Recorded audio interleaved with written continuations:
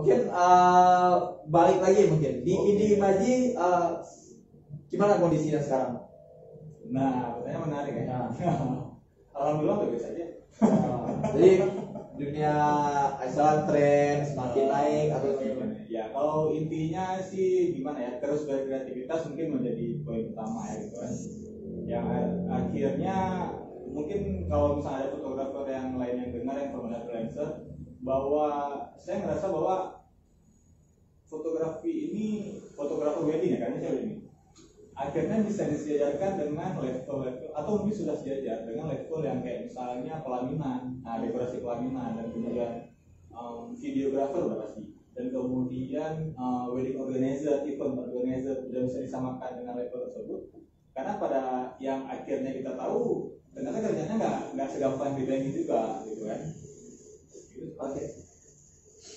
Kalau untuk klien nih, katanya tadi kan banyak nih orang-orang yang selain yang saat ini hampir semua acara wedding itu nggak pernah nggak pakai. Itu dalam sebulan bisa menangani berapa klien sih rata-rata? Ya alhamdulillah Pak. Kisarannya nggak ada nih. Kalau mungkin yang menarik karena kemarin pernah kena corona ya. Iya. Maksudnya itu kan.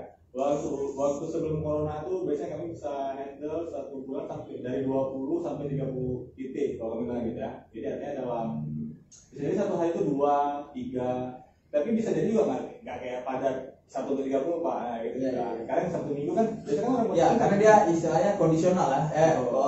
Ada bulan-bulan memang ya, musim kawin istilahnya. musim kawin. Kemudian lebih padat di weekend ya. Betul. Waktu di corona kemarin, yang menghalangi orang wedding itu cuman karena nggak bisa buat ikut Aturan ya. bukan aturan. Artinya kalau misalnya dia mau nikah tapi di KUA boleh. Kalau nggak salah saya tuh 28 Maret terakhir bahwa KUA aku nggak boleh buat lagi. Masalah saya nih, saya paling ingat. Tapi akhirnya 1 bulan kemudian bulan kedepannya baru mulai perlahan sudah bisa. Kalau kondisi sekarang untuk orang kalau di Imaji udah mulai stabil kembali, sudah di angka 20 ke 30 juga. Tapi kami merasa bahwa karena pekerjaannya ternyata nggak gampang, source kami itu misalnya sumber daya masih belum sanggup untuk handle lebih daripada itu, dan kayaknya nggak mungkin lagi sih Pak, udah kayak Untuk seperti di Imaji saat ini ada 20 hingga 30 klien yang ditangani per bulan. nggak setiap bulannya. Ya, mungkin seperti itu. Itu membutuhkan berapa orang yang misalnya kru lah seperti itu. Sebenarnya semakin banyak semakin baik Pak. Ya, yang saat ini kita gunakan seperti apa? Karena kalau misalnya untuk yang paling idealnya sebenarnya perlu kayak 5 fotografer dan kemudian 3 editor. Tapi kalau sementara kami cuma ada 7 orang, yang artinya 1 admin, 1 editor, bisa 4 dan 4 fotografer sementara. Tapi sudah ideal lah. Sudah ideal untuk angka tertentu. Dan gini juga Pak, maksudnya kan kalau misalnya sisi kreatif ini kan gimana ya, kita harus istirahat juga ya. Maksudnya gimana ya? Gak bisa kayak robot. Betul, maksudnya kita kan perlu ngecas tuh. Artinya kalau misalnya kita tuh tampuk 40 kenapa enggak? Tapi kan nggak ada istirahatnya. Nah gitu kan. Istirahat itu namanya gini, waktu kita istirahat udah pasti fisik sehat lagi nih. Dan kemudian ide-ide baru tuh nggak stuck gitu Pak. Jadi kayak misalnya istirahat, liburan. Kalau dari versi saya idealnya seperti itu. Mungkin ke depan nambah ya, mudah-mudahan Pak Nasir mau berdoa. Nah, saudara Lun, jika memang artinya pemerintah paling gencar mendorong bangkitnya ekonomi kreatif. Ekonomi kreatif itu cukup banyak, mulai film, event organizer, juga, dan hampir semua dalam dunia weddingnya adalah bagian ekonomi kreatif. Ya, mereka punya video, dekorasi, make up, hampir semua. Juga MC ya kan, ini adalah bagian dari ekonomi. Dan memang kita tidak bisa membahas semuanya di dalam satu ini. Kali ini kita ambil sampel mungkin foto, dunia foto, dan untuk dari percakapan tadi kita bisa menangkap memang foto ini setelah benar-benar dijadikan profesi dan benar-benar bisa dijadikan pegangan, dan bahkan bisa memberdayakan orang-orang yang seperti itu. Bayangkan untuk satu perusahaan seperti Indi Imaji, ya satu corporate seperti ini, bisa mempekerjakan memiliki kru 7 orang ya, termasuk saya. ya 7 orang sekaligus ownernya juga pekerjaannya, dan itu hampir jobnya itu merata. Dan tentunya harapan pemerintah ini mungkin belum terjawab sepenuhnya, tetapi berjalan lah ya, artinya ekonomi perputaran dari dunia foto ini adalah, mungkin kalau kita tanya mungkin mau dijawab omsetnya itu berapa tuh bro? Waduh, perputaran uangnya dunia foto biar gambaran ya, karena kalau misalnya dengan 20-30 jam itu satu bulan omset fotonya itu hampir nggak pernah betul-betul kena. Yang bikin sulit karena kan mungkin sistem pembayaran kami agak sedikit berbeda gitu kan, dan kemudian ya mungkin sistem pembayaran kalau misalnya di dalam yang sama sih bisa penuh, tapi ya kita kan mencoba cara yang lain lah gitu. Akhirnya saya pembayarannya nggak langsung di bulan sama, bayar full. Biar banyak aja ya. Nah mungkin Saudara Alun mendengar kan, untuk satu klien fotografer itu, untuk satu klien wedding itu biasanya fotografer mematok dari 2 jutaan hingga 12 jutaan ada ya, bro? Paling tinggi? Ya, namanya kan jasa, Pak. Ya, jasa. Tidak ada batas ya, tapi rata-rata 2 hingga rata-rata di pasaran gitu, Pak. Kalau misalnya 2 hingga kawan-kawan sampai 10 per acara mungkin ada. Enggak, maksudnya item angkanya. Iya. 2 jutaan sampai 10 jutaan. 10 jutaan. Ada ya, ini kan semi. Tapi ya bermainnya itu kan soal kelas ya, soal permintaan ya. Kisarannya mungkin seperti itu, dan yang paling menarik kita dengar tadi omsetnya hampir mencapai 100. Dan itu dalam bulan-bulan tertentu ya.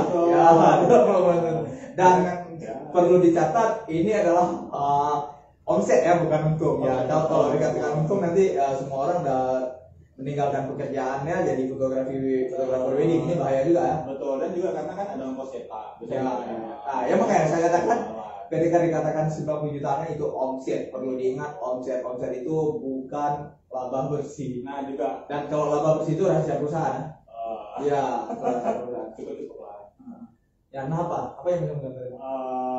Ya itu maksud tadi Pak, kalau misalnya akhirnya kan ada uang cetak album dan sebagainya. Yang mungkin kalau udah banyak, dan kemudian kita harus kayak sewa admin tambahan mungkin gitu Pak. Dan kemudian belum lagi bekerjanya juga sebenarnya di bawah tekanan ya, yang menekan itu ya klien ya.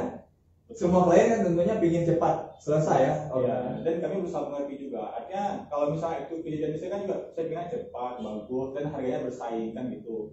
Ya, tapi saya bisa bilang bahwa kalau misalnya karena ini sifat formatnya kreatif, jadi agak sulit nih Pak. Cari orang yang betul-betul udah jadi. Karena kan sejarah fotografi ini, belajar fotografi khususnya, bukan hal yang udah lama kali ya, misalnya arsitek gitu. Ini kan kita nggak ngerti kita tuh harus ngapain sebenarnya. Jadi memang perlu sumber daya manusia, orangnya, pemikiran-pemikiran yang kreatif, ya supaya semua itu efektif, efisien, dan juga enak kerja ya.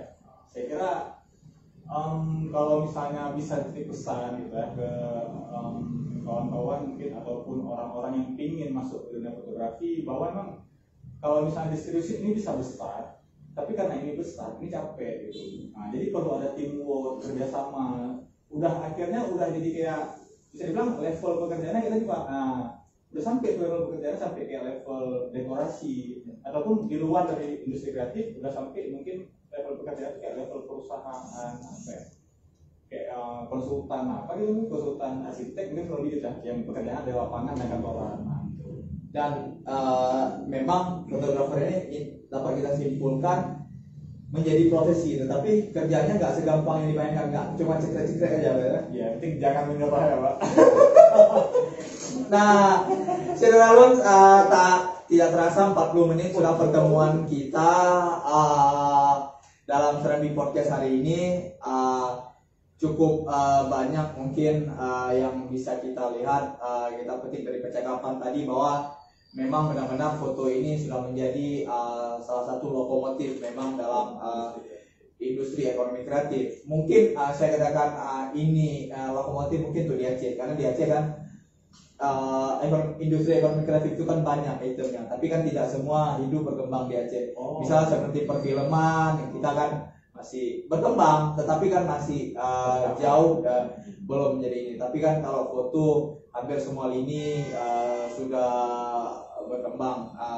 Dan seperti tadi, memang salah satu yang paling menarik di antara sebagian fotografer itu banyak, tidak hanya di wedding, dia bermain di berbagai sektor, mulai sektor pemerintah, wedding, dokumentasi dan bahkan dunia travel, wisata. Dan salah satu yang paling dominan, mungkin cukup menjanjikan itu juga di dunia wedding, karena ini berkaitan dengan permintaan ya, orang menikah dan pesta itu kan tidak pernah berakhir, sampai kapanpun akan terus ada kan ya. Dan makanya tadi dunia wedding ini cukup ini dan cukup mengejutkan ya. Tadi kita bisa dalam 20 hingga 30 klien per bulan, mereka bisa meraih omset itu hampir 100 juta ya, 50 jutaan.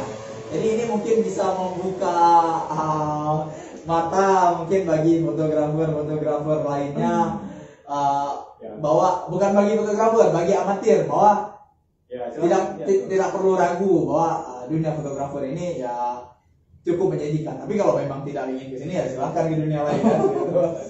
Oke, mungkin sebelum saya tutup, mungkin ada closing statement mungkin sebagai penutupan dari Bung Rido, mungkin selaku CEO Indie Imagine. Iya, karena ini format industri kreatif dan kita perlu istirahat. Memang apa ya, kayak kita kan masih muda nih Pak, kan? Sebenarnya memang sulit ya untuk masuk ke dunia profesional seperti itu kan. Tapi memang kalau misalnya closing statement supaya jangan berhenti ya, simple jawabannya udah seperti itu. Coba ya tetap kerja keras, tetap semangat ya seperti itu, dan kemudian belajar. Nah, waktu dia pertama freelancer dan kemudian jobnya banyak, dia bentuk tim dan dia belajar untuk mengolah tim tersebut. Nah itu. Dan kemudian lebih banyak lagi tim tersebut juga belajar untuk mengolah tim-tim yang lainnya. Saya pikir ya kuncinya kerja keras. Jangan menyerah dan belajar. Jadi intinya kalau sudah terbentuk profesional itu bukan cuma keahlian foto, tapi manajemen ya. Betul Pak. Ya, manajemen bisnis. Karena ini bukan cuma profesi, tapi udah bisnis ya. Udah bisnis itu. Ya, jadi mengelola itu bukan cuma keahlian foto, tetapi ada manajemen, ada bisnisnya ya. Ya, oke. Ada lagi yang mungkin ditambahkan sebelum kita tutup? Ada lagi dari Mas aja lah. Ya, baik, kalau nggak ada lagi saya tutup podcast kita hari ini.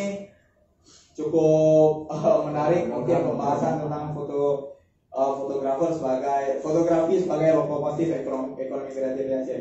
Ya, ke depan harapannya mungkin fotografi atau fotografer terus berkembang dan benar-benar menjadi profesi yang menjanjikan, dan mungkin begitu ya, dunia wedding semakin berkembang dan juga ada fotografi di dunia di luar wedding itu masih cukup banyak peluang yang masih bisa dilirik.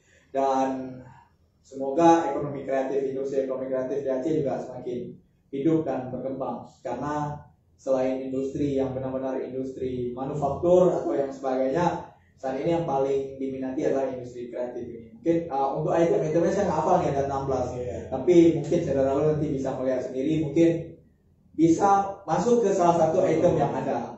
Jadi demikian saudara semuanya, terima kasih Bung Rido sudah 40 menit hadir bersama kami bersama salminews.com. Mudah-mudahan kita bertemu lagi nanti saudara. Saya pamit undur diri hari ini. Assalamualaikum warahmatullahi wabarakatuh.